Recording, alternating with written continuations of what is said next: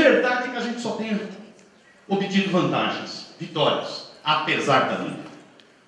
A Bahia ressuscitou o Grampinho, ressuscitou a Semineto. Manaus ressuscitou Arthur Virgílio. E você imagina o que é para um candidato a deputado federal, deputado estadual, vereador, senador, e fazer campanha na rua com toda essa onda midiática. Ou seja, mesmo do ponto de vista eleitoral, é verdade que se elegeu Lula, se reelegeu e Dilma. Mas do ponto de vista eleitoral, nós podíamos estar com muito mais força. O subproduto é que a nossa força diminui. Diminui nas Assembleias Legislativas, diminui na Câmara Federal, diminui no Senado. Diminui. Porque isso tem um grande impacto. Você imagina um cara que é candidato a deputado federal, tem que aguentar o dia inteiro, candidato a vereador, tem que aguentar o dia inteiro o julgamento do mensalão. Hein, Deodado? Barra pesada. Barra pesada. Então, esses são os raciocínios do governo. No meu entender, sim, tudo bem, tem consistência. No meu entender, estão totalmente equivocados. Mas isso coloca, pelo menos, o César Alvarez nos liberou. Devemos agradecer ao César Alvarez. O César Alvarez nos liberou ao dizer que não se discute regulação de mídia em ano pré-eleitoral. Ou seja, o governo não vai discutir esse assunto. Não vai facilitar. Qual é o outro lado da moeda? Esse é o lado, vamos dizer, negativo, no meu entender. Esse é um ponto negativo. Enquanto o mundo inteiro está discutindo regulação de mídia, veja só, o governo bolchevique, marxista-leninista, trotskista, maoísta, chavista, de David Cameron, no Reino Unido, está discutindo mídia. O governo do David Cameron, filhote da Margaret Thatcher, Partido Conservador, aquele governo está discutindo mídia. Sabe por que não está discutindo mídia? Não está nem discutindo na radiodifusão de concessão pública. Não está nem discutindo rádio e TV. No Reino Unido está se discutindo para a mídia impressa privada. Se um jornal, tabloidezinho do Murdoch, fizer o que foi feito aqui por jornais brasileiros, que é caluniar alguém, a multa é de 1,5 milhão de libras. Mais de 3 milhões de reais. É a multa por difamação. E o projeto do relatório Levison diz o seguinte: o mesmo espaço que foi utilizado para uma acusação leviana é o espaço que deve ser dado para o acusado. Se foi manchete, é manchete do jornal. Se for manchete da revista, é manchete da revista. A Veja não ia mais conseguir sair na vida, porque toda vez ia ter um contraponto. Não ia sair mais aquele decreto de maré baixa. Não é isso? Porque eram multas e capas se retratando. Não era notinha se retratando. Isso é o que está discutindo, companheiros e companheiras, o governo chavista, leninista, revolucionário do David Cameron, no Reino Unido. Puta, para eu falar isso me dá uma dor no coração desgraçado. O governo do Reino Unido está discutindo isso. A União Europeia acabou de soltar um relatório, o Vinícius talvez tenha comentado sobre isso aqui. A União Europeia, nós vamos editar inclusive o livro com o resultado do relatório Levison e o resultado da Comissão Europeia. A União Europeia acabou de soltar um relatório dizendo que é fundamental uma nova regra para a mídia na Europa. Isso para a gente não falar o que está ocorrendo aqui no nosso continente. Porque o nosso continente é o que está mais avançando nesse setor. Isso para não falar agora. Semana passada, o governo do Pepe Mujica, no Uruguai, anunciou, está mandando a nova lei de comunicação do Uruguai. Isso para não falar na Venezuela com a lei de Exorte, isso para não falar na Argentina com a lei de Médios, isso para não falar na Constituição do Equador. Ou seja, todo mundo está discutindo. Nós não estamos discutindo. Nós somos, que nem diz o Vinícius Lima, nós somos a vanguarda do atraso nesse tema. A vanguarda do atraso nesse tema. Qual é o dado positivo? Qual é o dado do outro lado, nesse jogo dialético? É que a sociedade brasileira, os setores mais organizados da sociedade brasileira estão acordando para o tema. Isso é muito importante. Isso não é mais um tema de entidades que lutam pela democratização da comunicação, valorosas, FNDC, Intervozes, Oboré, várias entidades. Isso não é mais um tema dos jornalistas que têm espírito crítico. Isso não é mais um tema da blogosfera. Isso passou a ser um tema discutido por vários setores da sociedade brasileira. Aqui eu gostaria de fazer um destaque, alguns destaques, discutido pela esquerda social e pela esquerda política brasileira. A resolução que o Partido dos Trabalhadores adotou em sua reunião realizada aqui em Fortaleza sobre esse tema, pelo papel que tem o Partido dos Trabalhadores, que ele desempenha hoje no Brasil, foi uma resolução importantíssima. Foi uma resolução que bateu de frente com o governo, foi a primeira nota crítica direta ao governo, na questão da radiodifusão e na questão da banda larga, na questão da internet, né?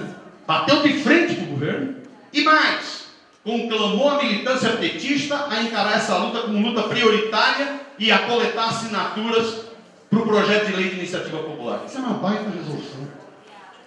O PCdoB tem isso como resolução de congresso, isso está no programa do PCdoB, que a luta pela democratização da comunicação é estratégica. O PSOL tem valorosos companheiros que têm trabalhado nessa questão. Destaco aqui o presidente do PSOL, Ivan Valente, que tem estado em todas as ações nesse sentido. No PSD tem várias pessoas que trabalham nesse tema.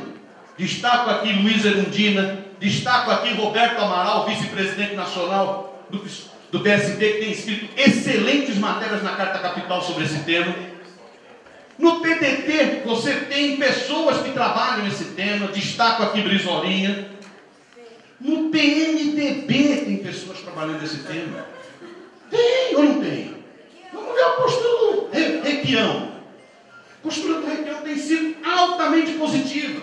Companheiros, para enfrentar essa batalha, ou a gente une forças, quem achar que é melhor do que o outro, dançou. Essa batalha não se enfrenta com sectarismo e isolamento. Quem quiser ficar batendo no peito, eu que sou bom e que vou, vai para o matador. Não vai servir para porra nenhuma. Muita fraseologia revolucionária não serve para nada. Ou você tem capacidade de unir mais gente, ou você não enfrenta essa batalha. Essa batalha é uma batalha de titãs. De titãs. Tem muita gente querendo entrar nessa batalha. Nos movimentos sociais, a esquerda social brasileira é outro fator muito positivo. Você, até ontem, todo mundo se ressentia do papel da mídia. Porque quem mais sofre com essa mídia que está aí são os trabalhadores. A greve vira congestionamento de trânsito, a ocupação de terra vira invasão, não é isso? É quem mais sofre. O que essa mídia faz com os trabalhadores, duas coisas basicamente. Ou ela invisibiliza a luta dos trabalhadores, os anseios dos trabalhadores, não fala nada, ou ela criminaliza. O movimento social já tinha essa visão, só que estava faltando se engajar mais diretamente nessa briga. E eu acho que agora está dando passos importantíssimos. Destaco aqui 3 centrais sindicais que têm tido posturas muito positivas nisso. CUT, CTB e CGTB têm tido posturas muito positivas nisso. Destaco aqui o papel do MST. Destaco aqui o papel da União Nacional dos Estudantes, que aprovou agora no seu CONEG coletar 200 mil assinaturas para o projeto de lei de iniciativa popular. Então, eu acho que esse é o outro lado da moeda. De um lado da moeda, da parte do governo, está difícil. Do outro lado da moeda, da parte da sociedade civil, dos setores organizados da sociedade, da esquerda política e social brasileira, nós estamos num cenário muito melhor. Eu acho, para encerrar, que meu tempo acabou, eu acho que o movimento de blogueiros tem um papel decisivo nessa batalha. Blogueiros, ativistas digitais, têm um papel decisivo. Porque nós é evidente que os meios de comunicação tradicionais não vão falar nada sobre o projeto de lei de iniciativa popular. O projeto começou a coletar assinaturas no dia 1º de maio, eu todo dia estou olhando Folha, Estadão e Globo para ver se eles falam uma notinha. Não tem nem notinha sobre o Plínio. Eles vão esconder esse negócio para tentar matar no nascedouro. Quem pode fazer com que isso repercuta mais na sociedade brasileira? Sem nenhum ufanismo, sem nenhuma pretensão, sabendo das nossas limitações, Eu acho que nós, enquanto blogueiros, ativistas digitais, temos um papel decisivo para quebrar a muralha que vai ser formada pela mídia tradicional. Eu acho que um dos grandes desafios dos nossos encontros, cadê Daniel? Um dos grandes desafios do nosso encontro, e aqui parabenizar o Daniel por essa bela iniciativa e todos os companheiros aqui do Ceará, um dos grandes desafios é da gente ajudar a levar esse tema para a sociedade e colocar como obrigação nossa. Nós temos que ajudar a coletar 1.400.000 assinaturas para o projeto de lei de iniciativa popular. Porque isso é que vai pressionar o Congresso e isso é que vai pressionar o governo. E nem diz o nosso amigo Frei Beto, feijão só fica bom sob pressão. Então, ou a gente aumenta a pressão ou nada vai andar. E eu acho que aqui a blogosfera e o ativismo digital tem um papel decisivo. Ponto. Chega. Obrigado. Obrigado, Miro. Antes de passar a palavra aqui para o Paulo Moreira, que a gente lançou aqui o livro, né? Hoje conosco aqui, ontem, né? Aliás, hoje, a outra história do Mensalão, Paulo. E eu queria só dizer que em 2012, no auge disso, eu estava como candidato e sofrendo tudo isso que o Miro colocou, né? E eu dizia isso e disse até no encontro com o Zé Disseu e também com o Rui Falcão. Nós, na verdade, sofremos uma boca de urna do Supremo. Por isso eu acho que se esse seu livro, se ele tivesse antes, era assim, a outra história do Mensalão, ou a boca de urna do Supremo nas eleições de 2012. E foi, de fato, uma grande boca de urna, até que passou o processo eleitoral, eles estão voltando à tona agora porque está perto da nova eleição. Mas, enfim, e ainda, lembrando, Miro, que você falou aí do revolucionário primeiro-ministro da Inglaterra, aí tem uma discussão agora no Brasil sobre a questão dos médicos cubanos.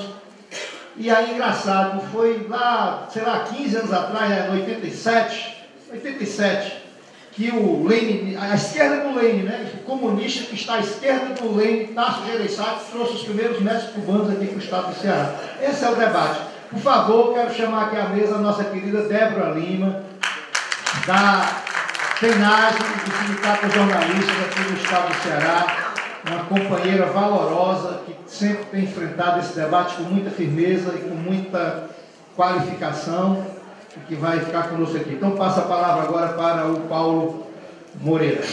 Eu queria começar comentando essa visão que muitas pessoas têm da perda de poder da mídia, né?